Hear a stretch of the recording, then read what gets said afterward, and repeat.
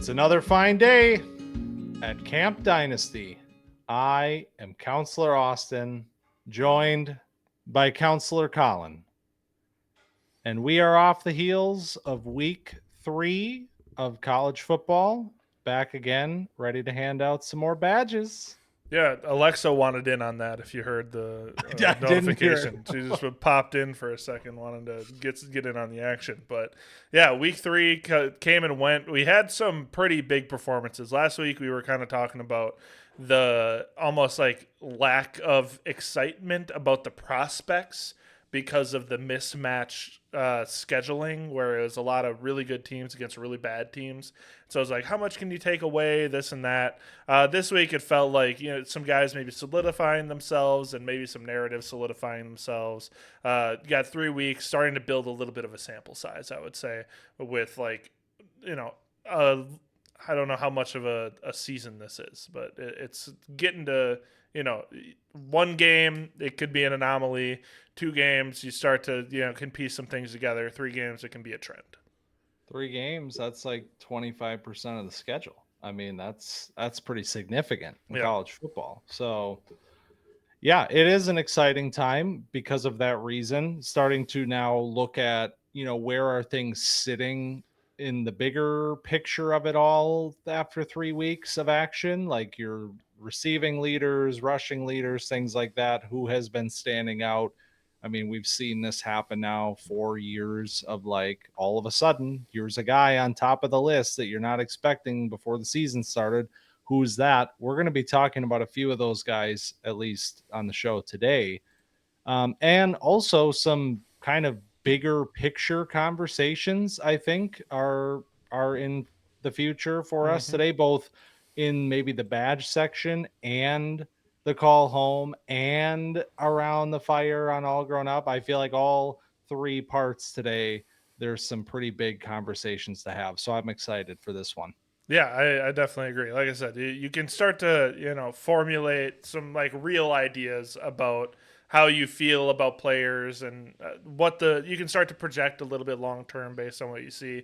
Nothing's set in stone yet. I wouldn't say it still only has been 3 weeks, but you start to notice a little bit more about like what this might shape up to be. Well, we are starting. You won the coin toss today. You get the first badge, and we are starting with a player. There's going to be many new names, maybe some big conversations with some new names. This one, not a new name, but he keeps doing the damn thing. Yeah, we got Jordyn Tyson to start it off, a name that you heard in the summer. You heard week 1, I believe, and then hearing it again week 3. They played Texas State. Jordyn Tyson, the Arizona State wide receiver. He had 6 catches on 8 targets for 105 yards and 1 touchdown. He's getting the superhero badge because every single time he touched the ball, it felt like he was doing something superhuman. The touchdown that he had, if you're like tuned in, locked in, watching college football, or like you have highlights coming down on your Twitter feed, you saw this where he caught it on the left side, broke a tackle, and then like hurdled 2 people and then dove into the end zone. It was like, all right, man, we're just showing off at this point. After a really nice like scramble play by his quarterback too, it was a nice little 1-2 punch. But yeah, he just had a few plays in this game where it's just you're thinking, this guy's my wide receiver 1. Can I feel secure in that take? You maybe you feel a little insecure about your summer rankings because these guys haven't played yet. These guys haven't shown you what this last year before they enter the draft is going to look like. And Jordyn Tyson coming out and doing stuff like this is like, all right, yeah, I can feel pretty good about having him, signed and sealed as my wide receiver 1. Yeah, this was one where, when we watched him in the summer, it was pretty clear, like not a lot of mystery here about the level of a player that he was. And like you said, it's just a matter of come out, look like that guy. And he has definitely done that. Yes, the schedule for 3 weeks. I mean, it hasn't been anything crazy. We got, Northern Arizona, now Texas State, but again, like we talked about last week, you can only play the team in front of you. And when Sam Levitt is, jump manning this pass and Tyson's hurdling three guys. I mean, like, that's what you should be seeing out of guys that we expect to play on Sundays, next year. So it was definitely an awesome game for Tyson. One of the numbers that, kind of jumps out for the early part of his season so far is the missed tackles force number, because that is one of the, maybe the only thing that we talked about with him in the summer in terms of what can he get better at. And it was really the yards after the catch. Like, what are you doing once the ball's in your hand? And last year he had 7 missed tackles forced through the entire season. He has 5 through his first 3 games already. So Feels like he's on his McMillan arc a little bit, where we talked about the yep. same thing with McMillan.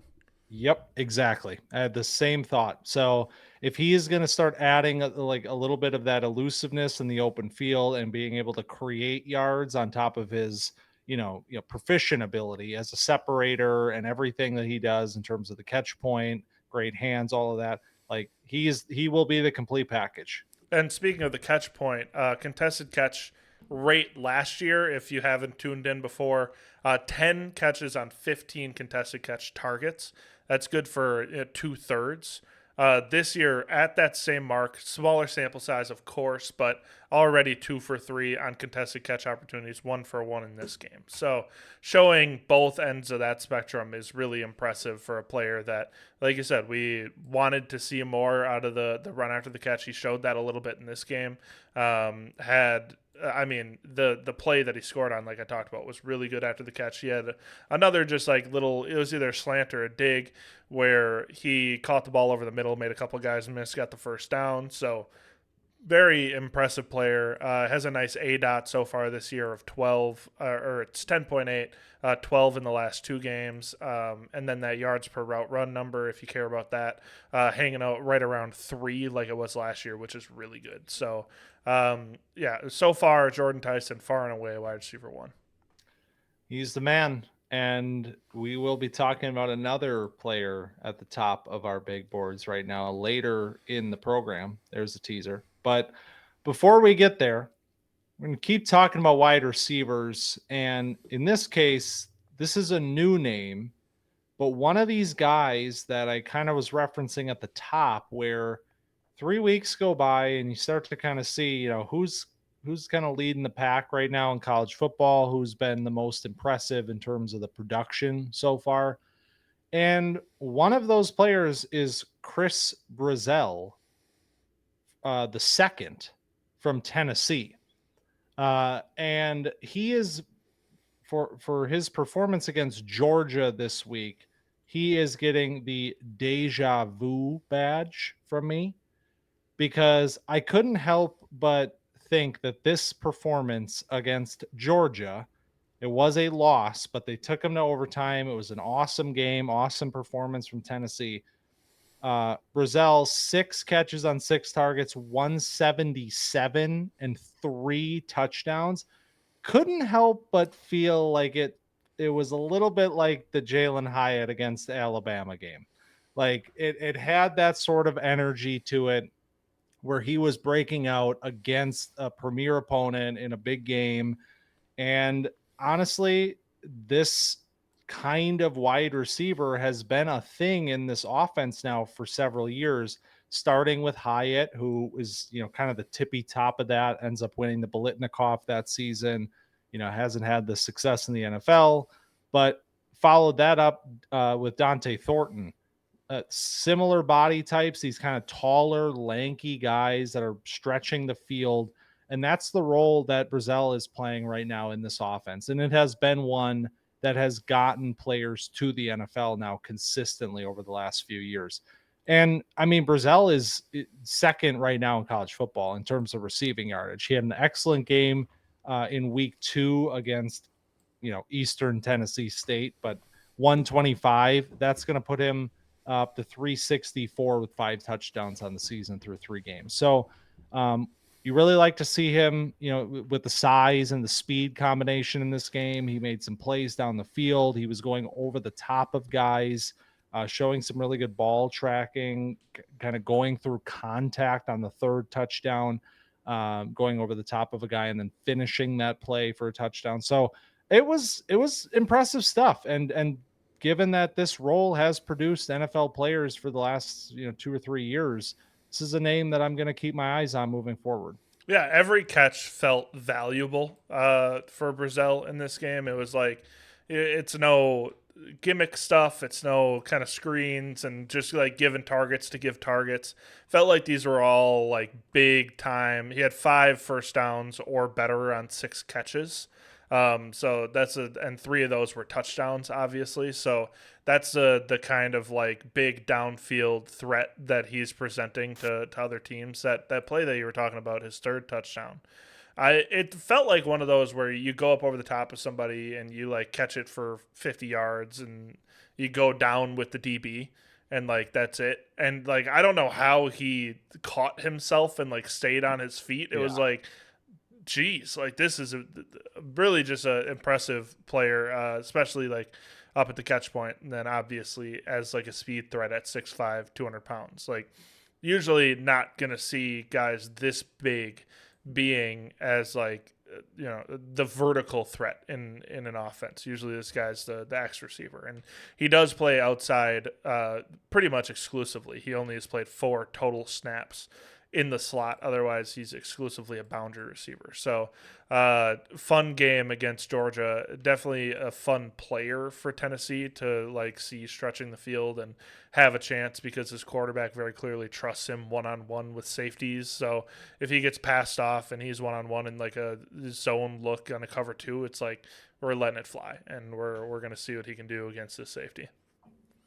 I do also want to make a correction. It's Brazzell. Chris Brazzell. Brazzell. See, I was thinking like Brazzell Gazelle. Like he's kind of gliding out there. Great last name though. Either way, Chris Berman can work with it.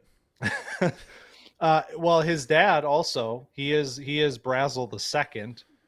The Chris Brazzell the first was also a football player. He played a brief stint in the NFL with the Jets and the Cowboys, made a name for himself in the CFL, had a few awesome seasons up in Canada.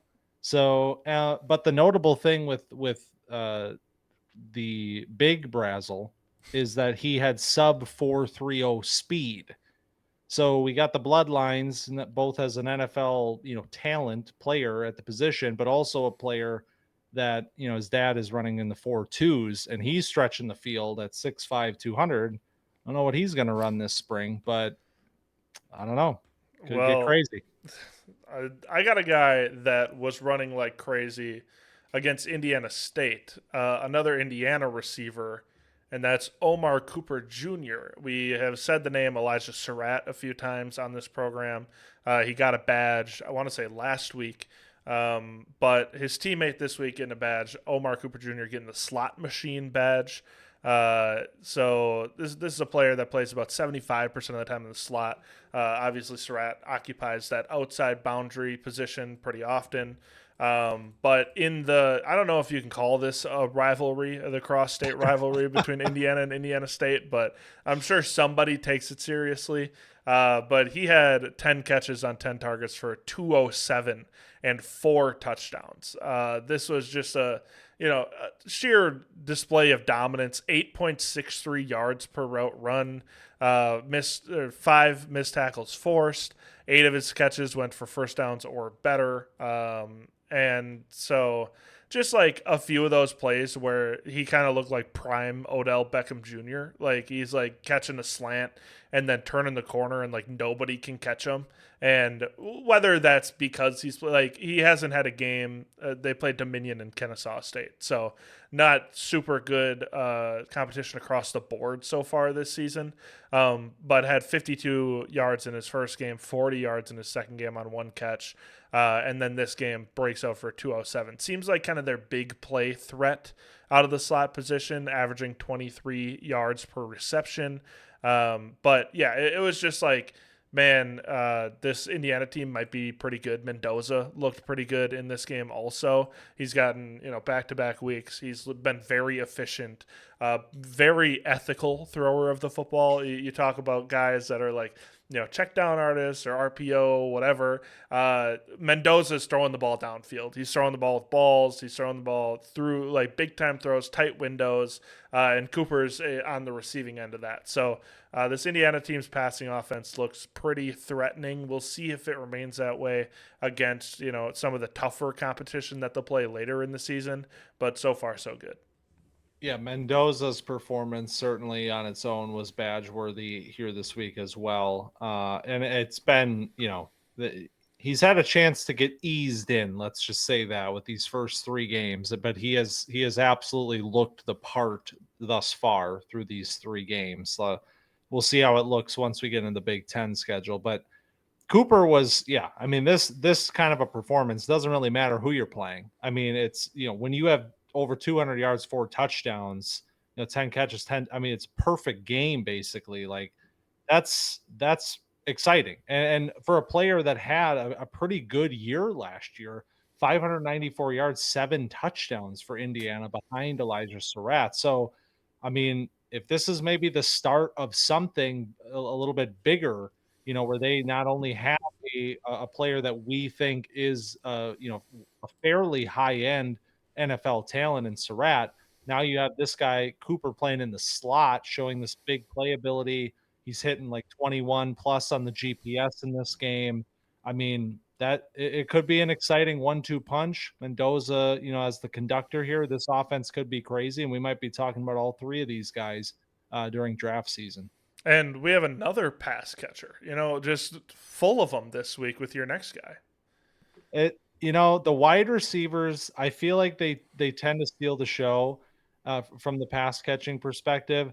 The tight ends, we've been kind of easing them in this year. It really haven't had any big tight end performances, and that's why when I see one like this, I am jumping at the chance to give that player a badge. And this one is going to Terrance Carter Jr. from Texas Tech. I can't remember if we talked about Carter when we talked tight ends in the summer. I don't Maybe remember either. I might have fit him in as an honorable mention. I might have not. He's just been on my list because he's coming from Louisiana Lafayette, and he was part of this transfer class to Texas Tech, which had a lot of notoriety. They brought in a lot of guys, both sides of the ball. Carter was one of the big ads on offense because he had a really, really impressive season last year with the Raging Cajuns.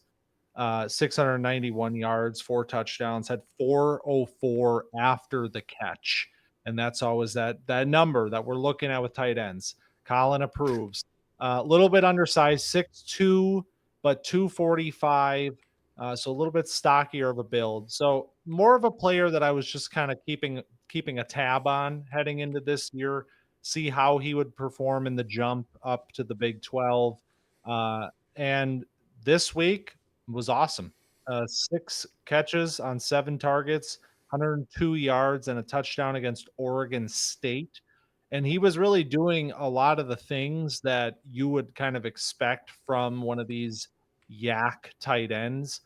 They're getting him into space a lot, a couple of screens. One of the screens, he like really showed his stuff, got a huge yak gain on that play, little hurdle on that one, had a hurdle earlier in the game. That's why he's getting the triangle badge for me. I mean, he was just leaping, and maybe it's the Y badge. I get it. Not everybody has a PlayStation, but regardless, he hit a couple of hurdles in this game at that size. Impressive stuff. And also had a wheel route in this one where he just torched the linebacker that was trying to keep up with him in man coverage on that play, and made a really, really nice catch in the back corner of the end zone, kind of extending his arms over his head, keeping the feet inside. And I think he got 2 feet down even in the corner too. So all in all, it was 64 yards after the catch on the 102 total. So it was a really strong performance. His kind of breakout performance, quote unquote, in on the new team here at Texas Tech. Yeah, a fun player that is. I mean, he also had they ran a wide receiver screen behind him, and he just took a corner or a safety to the woodshed. He just took him, and he's like, yeah, we're, kind of what's a Michael Orr quote, like block him all the way to the bus or something like that. It felt like that, where he's just driving him back and back and back. So that was awesome. One of the targets that he had, the quarterback was kind of like under pressure and like fading away and threw it up to him in the back, or in like it was like front pylon, terrible throw. And threw a pick on that one. And I was like, all right, I know you trust your guy, but let's take it easy on these throws. Let's not put our guy into hospital ball situations. But yeah, a fun, like, very athletic tight end, really good after the catch. I think it's funny that tight ends have just adapted to expect the low hits. So just spamming hurdle with a lot of these guys. We'll talk about somebody else that leaves his feet a little bit. I mean, Tyson also had a nice hurdle, so maybe the guys are just making it a trend a little bit. But yeah, fun player. Get him the ball. Get the ball in his hands early. The screen that he ran, the earlier one, where he kind of faked out to the flat and then came back for a tunnel screen. I was like, I kind of like that play design. I feel like, that's the Eagles are going to steal that for Dallas Goedert. Yeah. But a fun player that is going to keep some tabs on. I love how you slipped hospital ball in there so that we can get in on the discourse about the. You're damn right. Well, what is a hospital ball? Everything is a hospital ball now. If you throw it over I don't know if this person was doing a bit, but it was like Michael Penix's pass chart, and there was nothing over the middle, and they're like, Michael Penix, no hospital balls, and it's like, all right. Oh my God. Well, we've foreshadowed this one a few different times. It's finally time for Jeremiyah Love. So he's getting the I'm back badge because week 1, Jeremiyah Love had 10 carries for 33 yards. We had a lot of questions about the performance. And then Notre Dame was off week 2, and then come back week 3 against Texas A&M. Gets the full workload, 23 carries, 94 yards, a touchdown. You might say, well, that's not like the most impressive stat line. He also had 4 catches for 53 yards and a touchdown. So that's about 144 all-purpose yards, 2 touchdowns. This is the type of player that we were hoping to see. He had a few of those like signature runs where he's setting up like those hard cuts, almost like Bijan-like cuts, where he's like pounding that foot into the ground to change directions aggressively. He had one terrible misread on a play that I was like, what are we doing, man? But outside of that, it was just a pretty clean game. I hate the Wildcat. The Wildcat hasn't worked since like 2005. I don't know why we're still running the Wildcat. Nobody expects you to pass the ball out of it. If you're going to run it, stick to like QB power so there's at least a threat of throwing the ball, but stop running your running backs in Wildcat. This goes to all teams across all levels. Maybe high school. Like high school, it still works if you have a dominant athlete, whatever. But I'm sick of it. He ran it like 4 times. I think he got hit in the backfield all 4 times. So let's that and the goal line fade. We can just wipe from the sport. Even though like they can make for some cool highlights, the success rate has to be like abysmal. Let's get some advanced stats guys on it. But 7 missed tackles forced in this game on 23 carries. That's impressive. His longest run only 16. So that shows you the like kind of consistent deliverance that he is getting on these plays, where it's just time after time. He got 6 first downs or better in this game. So he's getting like chunk plays, but it's 6, 8, 10 yards rather than being like the big one that he breaks that kind of inflates these numbers. So maybe an ethical final stat line for Jeremiyah Love too. He was a shoestring tackle away from ripping off a big one. It looked like a couple of guys got him right on the shoes, basically, and he stumbled on the first one and got caught by the second one. But he had a lot of green grass in front of him, and we know with his speed, that's probably a touchdown. But Also had the awesome one-handed catch Mm-hmm. in this game, extending. I mean, it's like, I think the tweet I saw was like, wow, when you get Jeremiyah the ball, good things happen. That's weird. Right. Like, I mean, and like you said, this wasn't anything like insane on the ground. Like, he didn't have like a one of those kind of, 10-yard per carry sort of games here, but to see him get 23 carries is honestly a bigger deal to me than anything else. Like, they gave him the lion's share of the carries.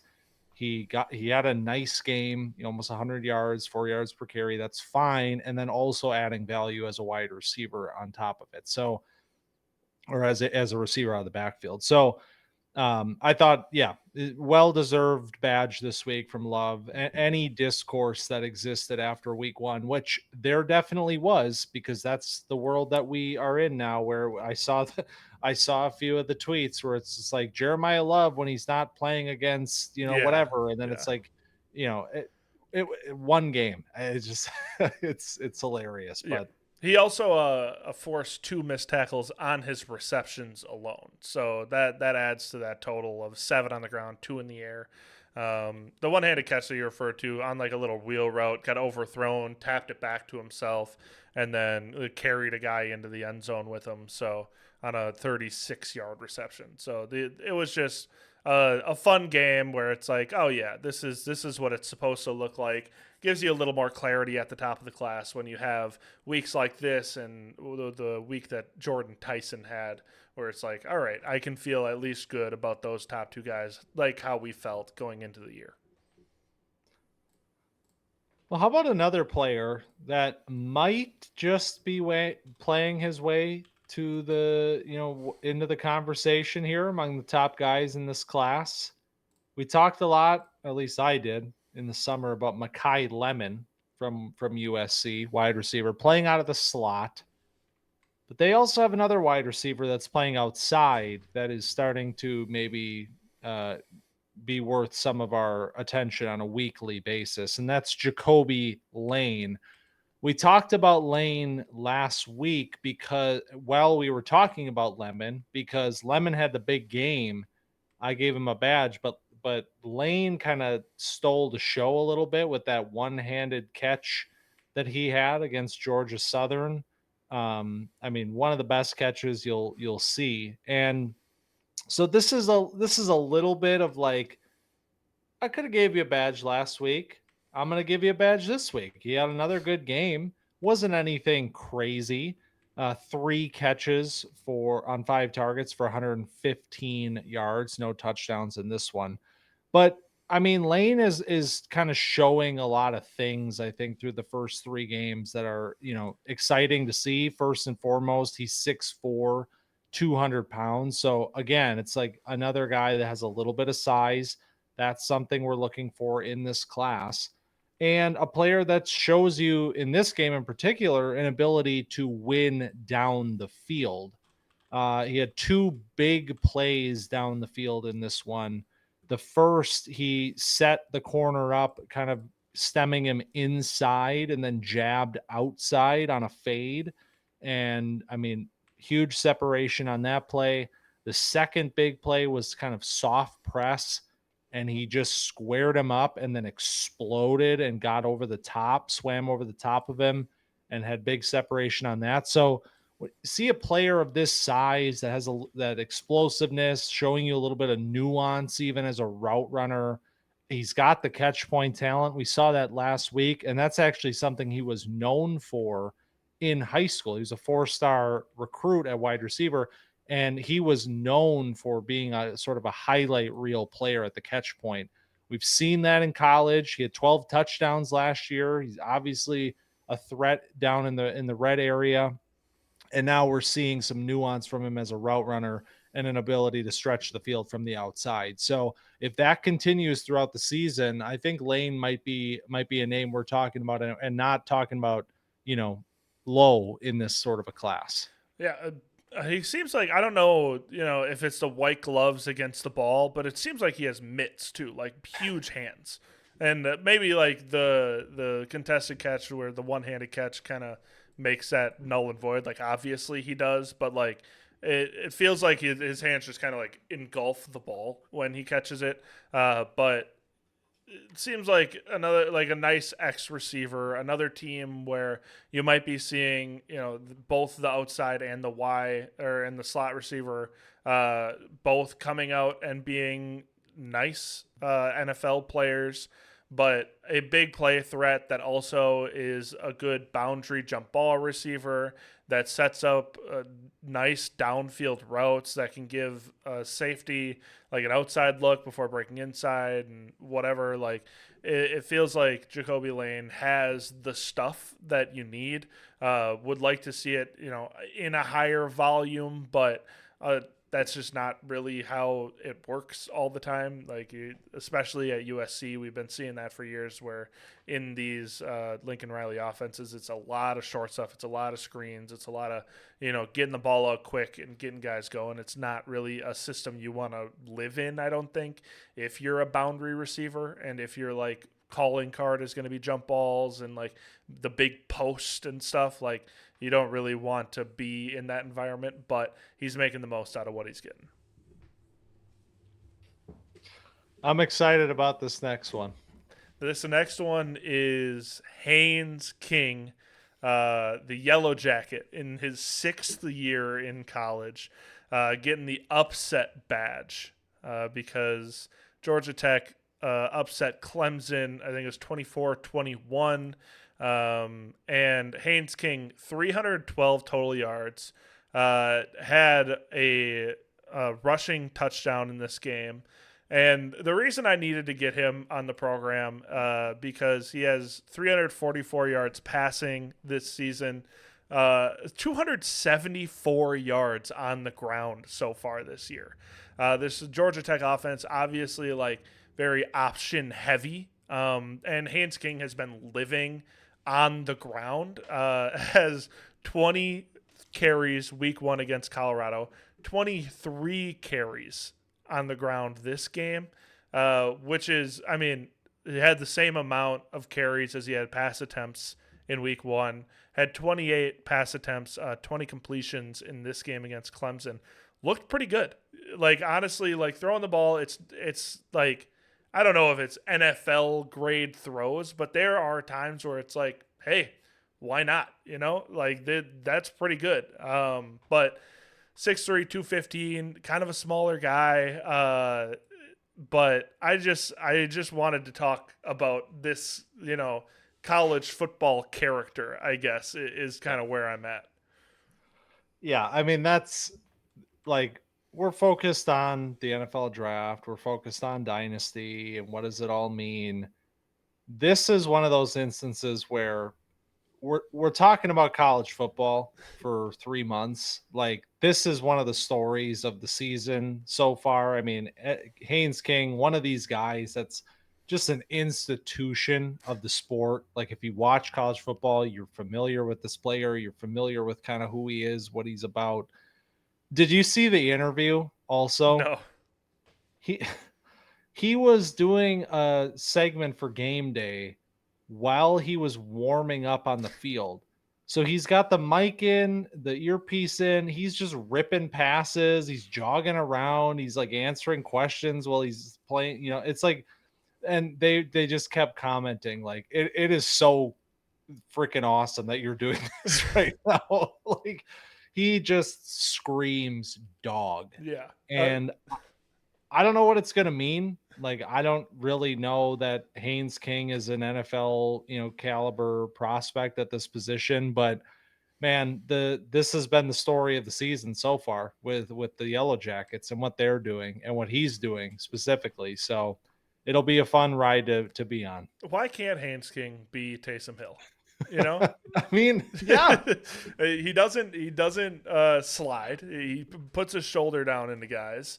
Let's just turn him into a tight end. We say this about other players that we need to turn him into wide receivers or running backs. Why isn't Haynes King getting that treatment? Let's throw him at tight end or, throw him at, option running back, have him run on the goal line. Why not? we've been waiting for Sean Payton to find this joker. There it And is. just wait till Haynes King is a 6th round pick to Denver next year, and everyone's He'll gonna have lose fantasy their value. mind. Yeah. Oh man. All right. Well, one badge left this week, and I I don't honestly remember if we've ever given a badge to a non FBS player before. I'd be hard pressed to say that we have. I feel like we haven't. And so we're going to make some history here. We're going to give our first badge to a non FBS player because we're giving one to Bryce Lance of North Dakota State. Why does He that is name getting, sound familiar? yeah, if that name sounds familiar for multiple reasons, potentially. If you listen to the Crystal Ball episode, we talked a little bit about Bryce Lance, who is, in fact, the younger brother of Trey Lance. He is playing wide receiver, unlike his brother, who is, still kicking around. It's not over. What is he, 24? I mean, He's just a new saying. new Jason Tatum. But Bryce is maybe the Lance that will make an impact in the NFL because he's getting the breakaway badge for me this week. This is specifically in reference to his touchdown in this week's game against Southeast Missouri, which is, hey, SEMO, baby. doesn't SEMO. I mean, Ryan Flournoy, that's a player that we know. He played there. I mean, come on. But 4 catches, 7 targets, 159 and a touchdown against SEMO this week. Housed a 75-yard screen where you see the wheels. I mean, when a player is this big, he's 6'4", 6'3", 209 is what he's listed at. I mean, he turned the corner on that play, and I get it. Like, I understand the opponent that he's playing against, but I mean, he turns the corner and he's flying. Like it's crazy to see that at his size. So maybe it's a little bit of a trick of the eye because of the caliber of athletes on the other side of things. But I mean, he kind of looks like the real deal. Had a big year last year, of course. That was kind of how he ends up on the radar. We were talking a little bit about, is he going to do a Christian Watson thing this year and kind of emerge in the draft process, being, a big uber athlete type of a player. And he kind of shows you that in this game. Had a deep corner route, nice catch on a go route down the sideline. Another one of those where he's kind of reaching up over his head and tiptoeing the sideline. So, I mean, he's got some skill. Yeah, I would agree. It feels like he's got a little more than just athleticism. There will be, if he becomes a prospect, it'll be the same thing that it is with all these players of like, can he do it against actual teams, like whatever. But the athleticism is obviously there. I think he was a freaks list guy. Am I mistaken about that? I think so, yeah.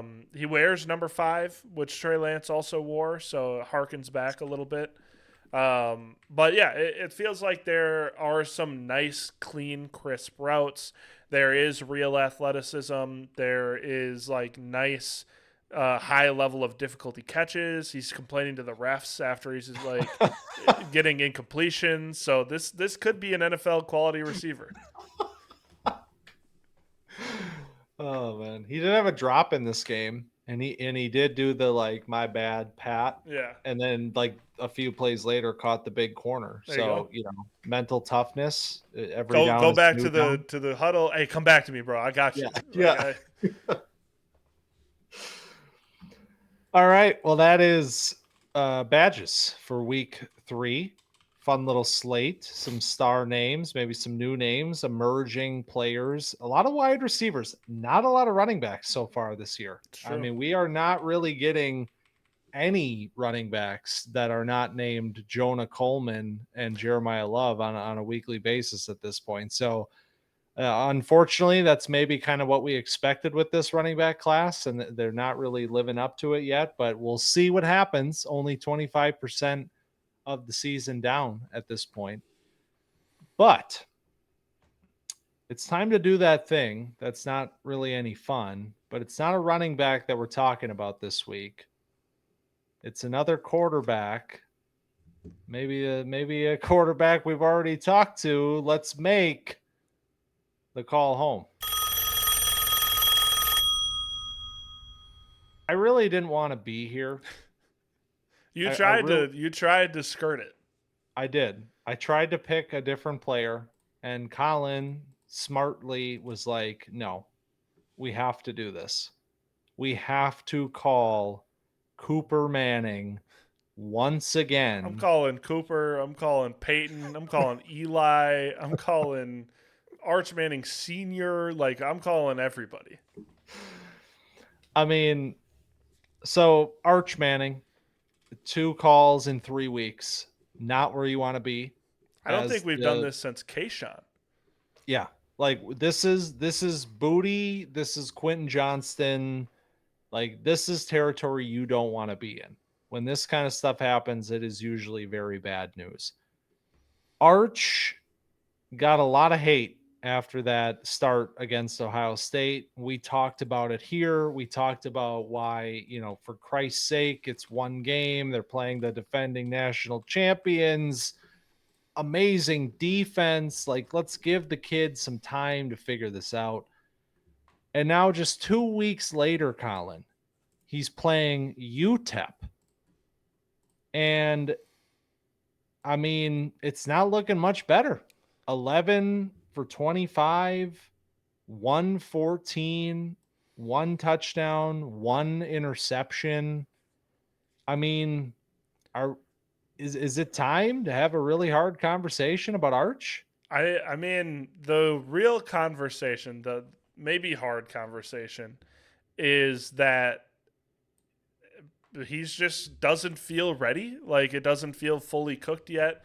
And maybe that's like, there's rumors circulating about a shoulder injury that I can't, like, it's in the back of your head watching a game like this where his arm angles are all over the place. There's not as much juice on the ball that it seemed like there was in the few games that he played last season. But this is a player with one of the highest times to throw in college football, 3.25 seconds till he's throwing the ball. In this game, almost like over 3.5 seconds to throw the ball, and just like doing almost nothing with it. Also, like 10 carries for 46 and 2 touchdowns on the ground. So like, that's still good. That's the part where it's like, okay, he's still an athlete on the ground. But that's why it's like, maybe this arm, this shoulder injury is a thing, because last year, the year before, in very limited sightings, the ADOT even is like, up over 11, 12 yards. In this season's 9.7. In this game, it was 7. Like, we're talking about throwing a lot of really short passes, throwing sidearm, not being able to push the ball down the field. I mean, this is easily the worst game of his, short college career so far.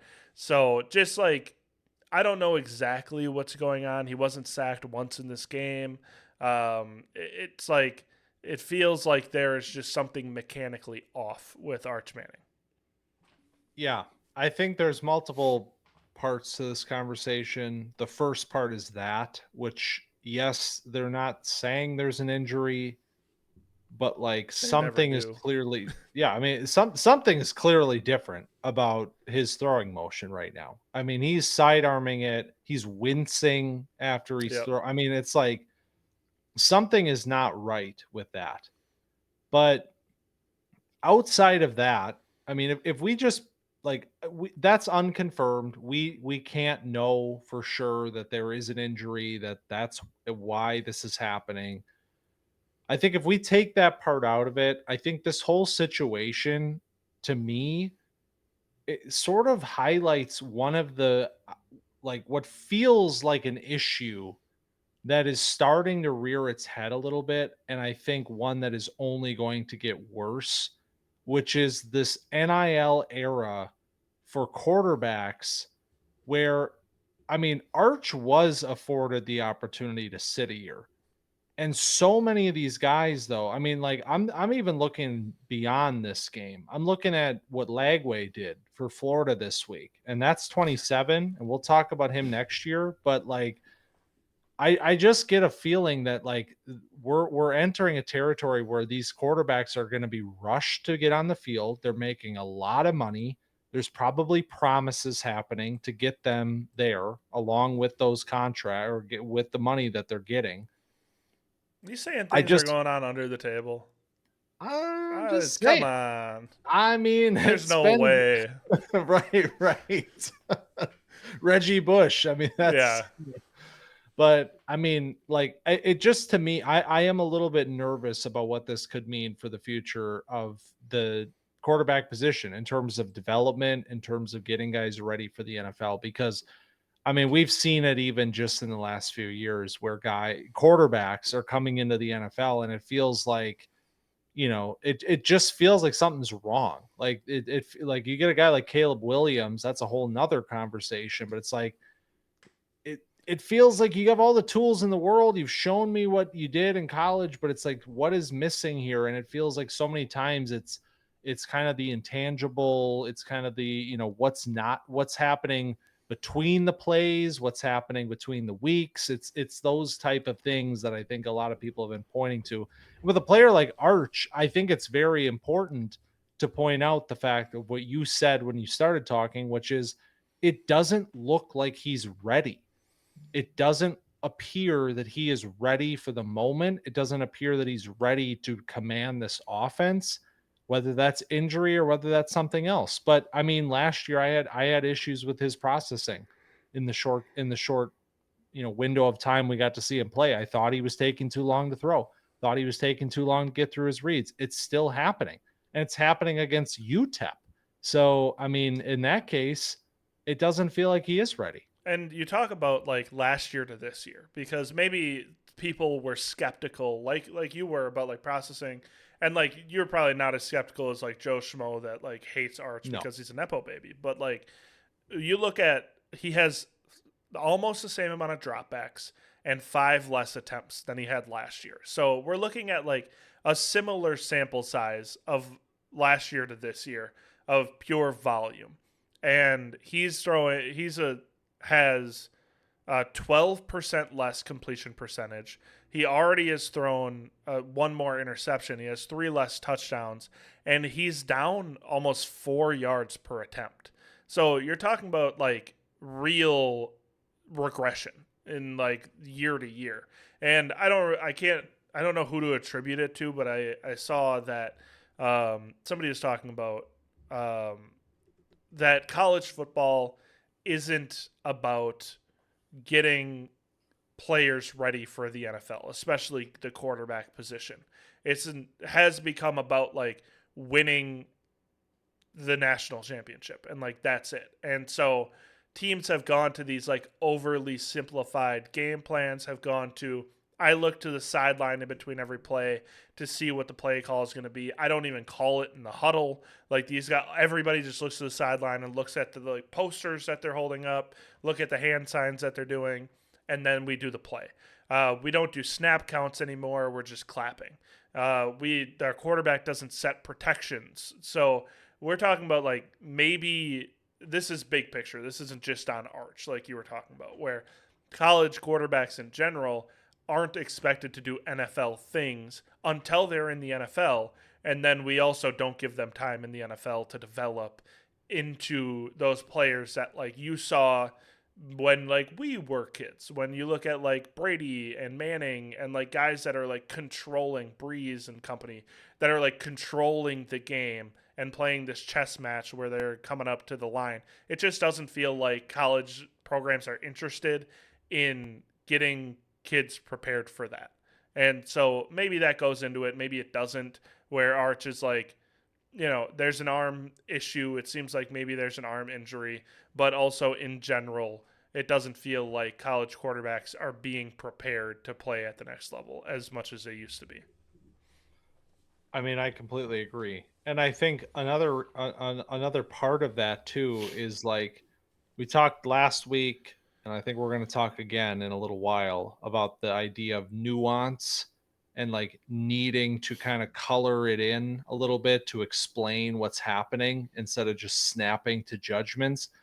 I mean, I saw people in the comments of a Dane Brugler article recently that were like, "Hey, how's your number one quarterback, number two overall player doing, Dane? Like, Arch has been a bust. You want to explain yourself?" And it's like, I mean, we don't live in a world where, like Arch's performance this season was like, oh, that's who he was the whole time. Like what we saw last year was very encouraging.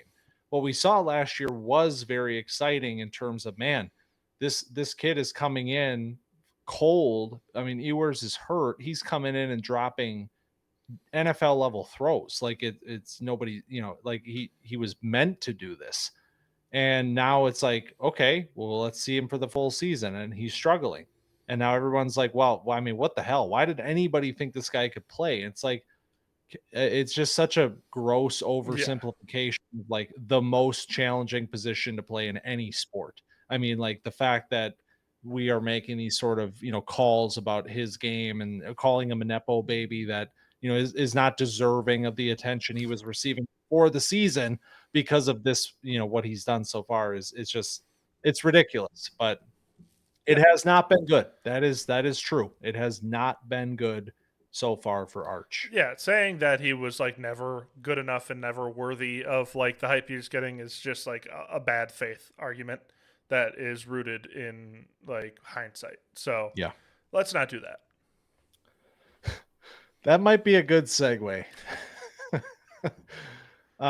Because it is time to gather around the campfire and reminisce about the campers of old on All Grown Up. Deshaun Robinson, already one touchdown. Robinson's going to have two today. He's looking, he's throwing from the end zone. Fingers and grab. Yeah, that's a clear. Motion first and goal. Genty. So much power. He's going to bang it in. All right. Touchdown, Las Vegas. Fire's lit. I'm feeling good, feeling toasty. I have something that I would like to talk about, but before we do that, I'd like to know what you'd like to talk about tonight. I mean, let's hear what you got. I want to get right into it. You just want to die I right after we called Arch, we packed up our stuff, we headed out here, we lit the fire, and we want to just keep pouring gasoline onto this thing. That's Damn what I'm right. hearing. All right. So, All Grown Up, we're here to talk about campers. And in this case, the thing that I took away from week 2 in the NFL that has been lingering with me the most about the guys that we have talked about come through here is the 2025 running back class as a whole and the sort of discourse that is happening right now from prominent people in the industry. I'm not talking about, so-and-so with the solid color background that's, sharing whatever. Like, I'm talking about people that are employed by legitimate outlets that have massive social followings that I respect, to be quite honest with you. There's not many. And these are people that I respect their opinion about, Dynasty and the draft and things like that. There are people like that are coming out after 2 weeks and being like, man, this class was supposed to be historically good, and look at what these guys are doing. I mean, like, what's the deal here? Like, this is a joke. Like, why did we think that this was a good class? And I'm just like, what? Like we're really doing that after 2 weeks? Is that really how we're wired now? We are really so short-sighted, so impulsive, that even people who I know are intelligent and have good takes and have good opinions, even those people are now starting to be like, well, if you drafted Ashton Genty for 2025, I guess you're shit out of luck. Yeah, that's the common, reaction. And maybe like to talk like big picture is everything's going to be fine, that's kind of how what we preach here is like have patience with your players. And like I talked about this a little bit last week with Caleb Johnson, that like, yeah, it's hard when you're relying on these players to give you points year one. And like maybe you had these lofty expectations for Genty, and like, oh man, I thought that he was going to like, slot in and be the guy for me and be awesome week in and week out and be Saquon. But like maybe those were never realistic expectations to set in the first place. And like, unequal expectations are going to lead to disappointment every single time. When you are sitting here and you're like, man, I expect this. Just let's not expect an NFL player behind one of the worst O-lines in the league to be awesome week one. Talking about Genty, like he has 84 yards after contact and like 81 rushing yards. Like we're talking about a player that's getting hit at or behind the line on almost every single play. And if you watch that game against the Chargers, you'd feel pretty good about Genty, I would say. If you like didn't know what his fantasy score was. Like if you just watched it, you'd be like, man, Genty's a monster. Like the amount of times that like him and Derwin James were one-on-one in the open field and Derwin James lost, like that's one of the best defenders in the sport. And we're jumping to that conclusion. Omarion Hampton also on the other side of that, like yes, he had the game-breaking fumble that was like could have been terrible for the Chargers, and like so they gave the rest of the carries to Najee. I would too if I was a coach, but Hampton looked really good in all of the other snaps. Johnson not getting a ton. He made a huge mistake too. These are rookies. This is the stuff they're going to do. But he like touched the ball and like let it go into the end zone. That's a touchback in college. Yes, you should know that it's not a touchback in the NFL, but he didn't, obviously. And like whether that's a coaching thing, whether that's a him thing, it's his second game in the league. So these guys are going to need time to like become frequent every down starters, and going to be, probably even longer until they're real NFL caliber players. But as of now, it's like, let's take a breath and like just enjoy that these guys are on the field looking great for the most part. So the part about this that I find the most frustrating, it's not just the face value of it. It's not just the fact that people are responding negatively to 2 weeks of lackluster play.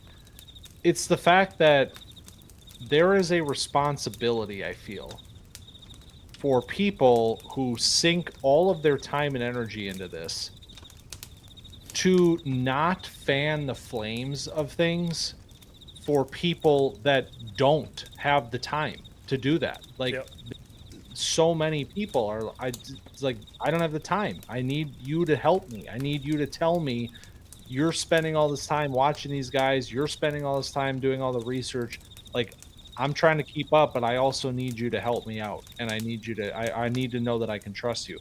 When there are people out there that have, tens of thousands of people following them and providing information, when those people are responding negatively that quickly, that's only breeding the sort of environment that we are currently living in, which is this hypersensitive, hyper short-term mindset that it feels like a lot of Dynasty players have. Mm-hmm. Maybe that's always been an issue, but it just feels like it's gotten worse because now even prominent names aren't being like, whoa, guys. Like, it's been 2 weeks. Like, let's just pump the brakes. Now instead it's like, well, these guys are like all RB 60 or worse. So, yeah, might be time to panic a little bit. And it's like, when did we start playing? I mean, even if we were playing redraft, it would be too early to panic.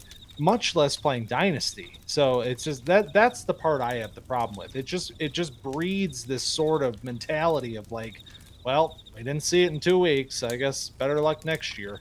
Yeah, no, I agree, and we talked about this in on the grill, I think, where and like before that predictions talked about like, hey, if these guys are panicking and they think these guys suck, send an offer. Like, even if it's at or a little above where you might think their value is, just send it. See what happens. Like, if this guy has Omari and Hampton, and even if he was watching the Chargers game and he's like, oh, God, he fumbled, like, it's over, Najee's taking over. Like, that's what you want. That's how you extract value with these players. And same with Genty. If they're box score watching and they're like, man, Genty's getting however many yards per carry, great. Like, that's plays into your favor. The highest rated run blocker when we talk about PFF grade is 158th on the Raiders. I just looked it up. Their highest graded O lineman in run blocking is 158th. That's how many O linemen are about, and that's not with like a snap amount. So there's guys with like, you know, one snap that had better, but regardless, like, that's crazy. So we live, like you said, in this world where it's all hyper centralized. It's all, you gotta go now. You gotta, you know, make a move now.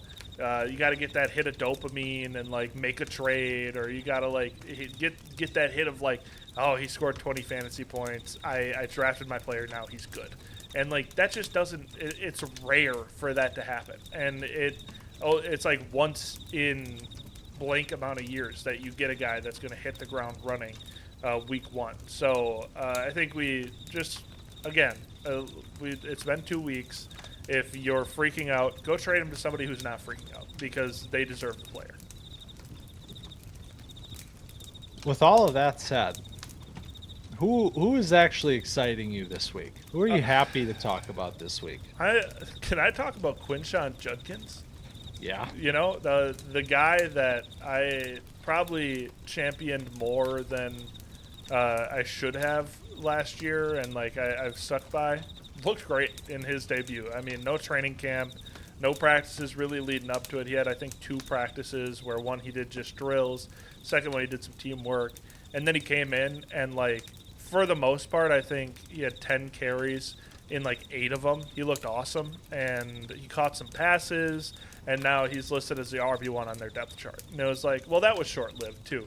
Obviously, the reasoning is different than the other guys, but coming out and seeing, you know, Judkins being, you know, fun and being a pass catcher, which I exclaimed last week. It was like, yeah, Judkins might play this week, still roster Dylan Sampson because he's going to get the passing game work.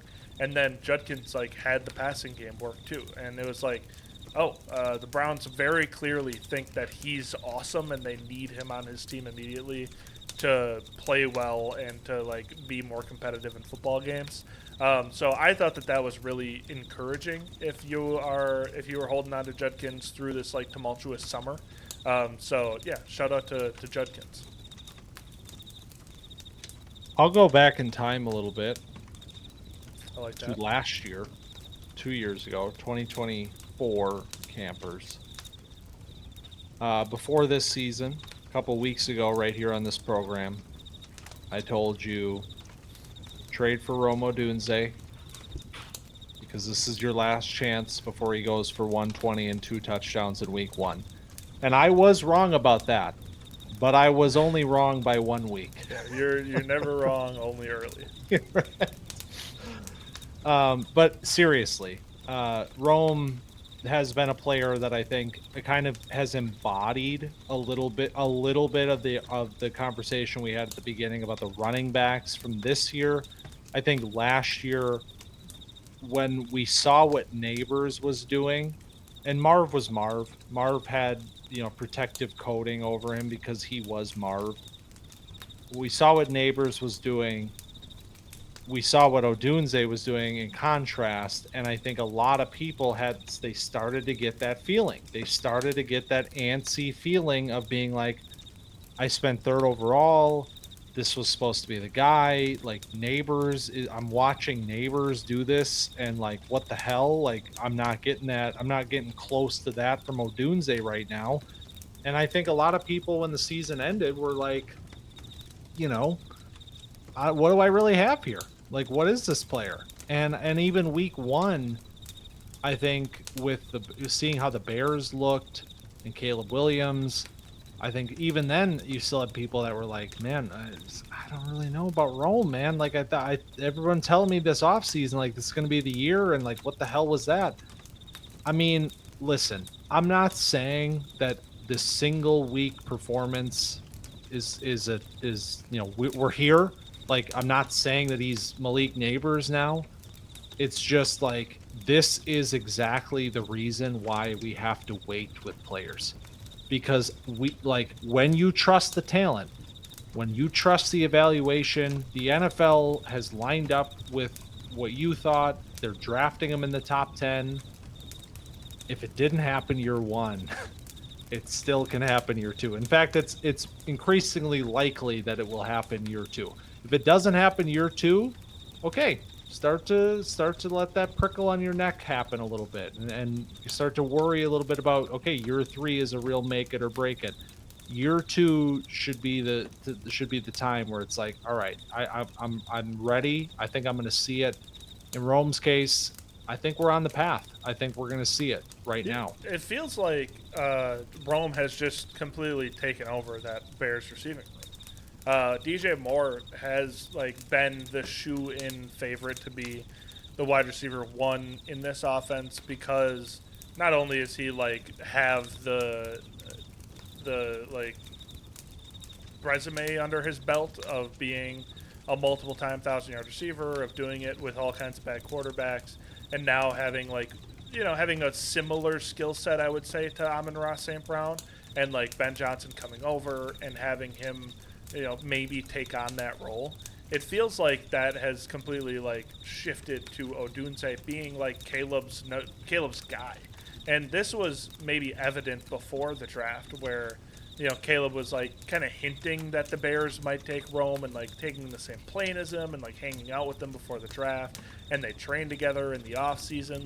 This is kind of brewing, but you never know if that actually means anything or not until they actually get out on the field and do the damn thing, which is what they've been doing. And so it feels like also Ben Johnson saying I don't remember if it was a quote from him or if it was a beat reporter kind of pushing an idea of him being I don't really know what to do with DJ Moore.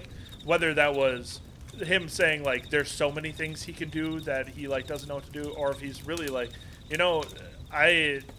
I like what he does, but it doesn't fit the mold exactly how I want him to. Feels like Odunze does. So that's all that really matters if you have him. A few quick shout outs.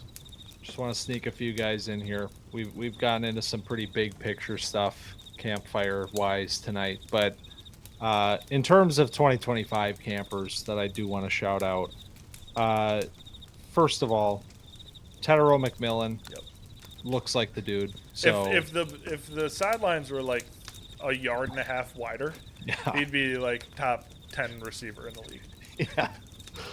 Yeah. Not as high profile, but another wide receiver that's kicking ass. We kind of championed him as a sleeper, Alec Manor. Mm-hmm. I mean, there's a reason he fell in the draft, and it wasn't necessarily about his talent. I think we're seeing that right now. So if you invested in Manor, you're feeling pretty good right now. And the other one is Brazzell II, who, I mean, ETN is having a hell of a start to the year, but Tootin is doing his best to be a 1B right now, and maybe even more than that down the line. So a couple of guys that were, I think got attention certainly by the greater community down the stretch, but guys that were more in that sleeper range of the draft, late second, early third, maybe even later in Manor's case, and guys that are looking great so far. Yeah, also Tyler Warren. I just want to give a quick shout out. Immediately impactful, which is not something you should expect out of a tight end. We talk about that a lot, where if they have a slow start, it's fine. Don't worry about it. They're a tight end. It's going to be a little bit before they're actually. It's not for Tyler Warren. He already has 155 yards across 2 games from a 76 and a 79-yard game. He just hasn't found the end zone, so he hasn't been like particularly explosive on the like fantasy scoreboard. But a guy that is just already probably the second receiver in this Colts offense, behind maybe like in some games might be the number 1 target. Daniel Jones seems to love him. Shane Steichen seems to love him.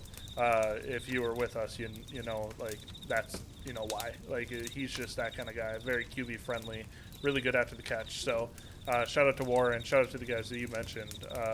It's definitely still a fun rookie class, despite a slow start from the running backs. I don't know who Daniel Jones is. I only know who Indiana Jones. I saw that and I forgot that Anthony Richardson existed for a second. I was like, oh yeah, here we go.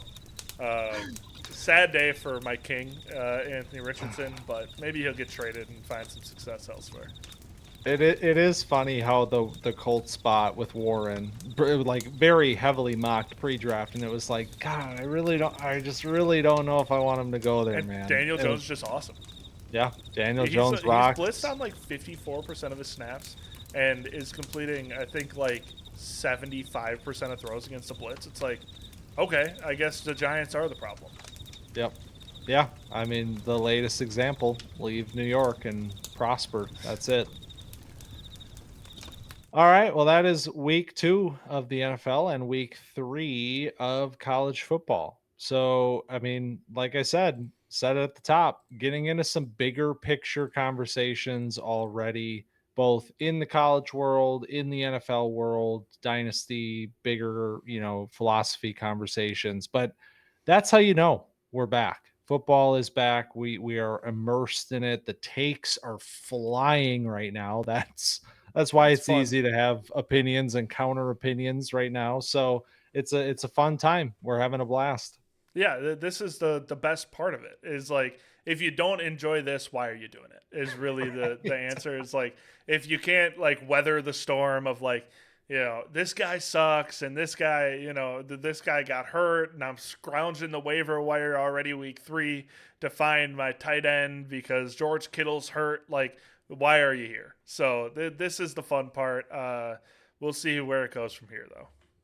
I hope, if you are listening to this, I genuinely hope that you are not in a league that is unaffected by the noise, and that you can take this opportunity to go out and do what Collin said, which is ask everybody that has the players that you like that are struggling what they want for them. And I hope that they give you an answer that you like and that you get all those players on your team. Amen. Go ask for Caleb Johnson, guys. Like, yes, if that's you were the number 1 guy. If you were a Caleb Johnson believer pre-draft and you still hold on to that, Jalen Warren has looked awesome. Caleb Johnson has not been playing much. The guy that has Caleb Johnson is probably feeling some type of way right now. I know, like, as level-headed as I try to be, I have Caleb Johnson in more than one league, and I'm like, oh, it's just hard to watch him get like negative 0.2 points, and like just go see what's up. Just test the waters. The worst they can say is no. That's it. If you enjoyed our discussion this week 3 of college football, week 2 of the NFL, be sure to find us on Twitter, camp_dynasty, and TikTok at camp.dynasty. If you are watching us on YouTube, be sure to subscribe and like the video before you leave if you've not done that already, because we appreciate it. And if you are listening on the pod feed, be sure to like, follow, review, rate, all of those things that you can do with the pod feed, because we appreciate that as well and helps us a lot. If you want other folks to hear us screaming into the void about how much we want people to be patient with these players, then giving a little like that helps us out. If you hate outrage and you like patience, share the podcast. Yeah. We are not in the right environment right now. Thanks for stopping by Camp Dynasty this week, and we'll see you next week.